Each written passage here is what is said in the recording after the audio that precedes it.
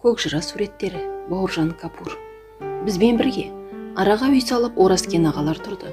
Буденный мұрты салбыраған Оразкен аға нәті жуаз, қақ соқпен ісі жоқ, айналайынан басқаны білмейтін мейірман жан болды. Отанасы да кімсің деп сұрамайтын, кеңсесінен баса алмас жұмыс басты жан еді.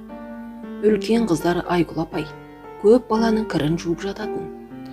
Ұл мен қызға толы, бұған қоса К700 тракторын айдайтын кісісі бар үйдің көп жұмысын жайлы мінез, көркем жүзді қыз атқаратын. Ойын құмар балаларды нәнөк бастап шығады. Сол балалардың ішінде жай ғана жымиып жүретін Бауыржан Бауке бар еді. Ана жақтың балаларын Қайыржан ертіп жүреді.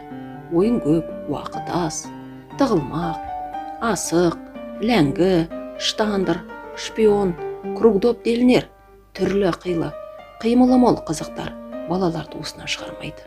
Келбетті Бауыржанның түрі құнсыздау иті болды. Үрмейтін, осы итті бала біткен үстіне мініп ығыр жасайды. Жаздың бір әдемі күні топ баланың бірі шетін әңгімені шығарды. Сығандар атқа арақ береді екен. Ат құтыра шауып, түрленіп, неміне шығарса керек. Қане, бір атқа арақ беріп көрелік. Жындымысың? Ат деуіп өлтірсін. Онда мына Баукенің етін арақ берейік. Давай.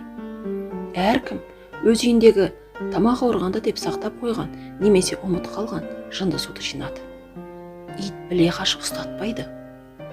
Аяғында күшпен аузын ашып, жұтқызып жіберді.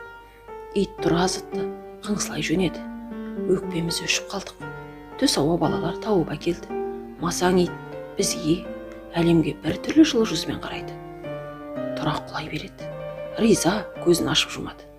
Кеш ауа итті ертіп стадион қасындағы қой тосар жерге бардық. Үлкендер итке үдірейе қарады. Мынаған не болған? Білмейміз.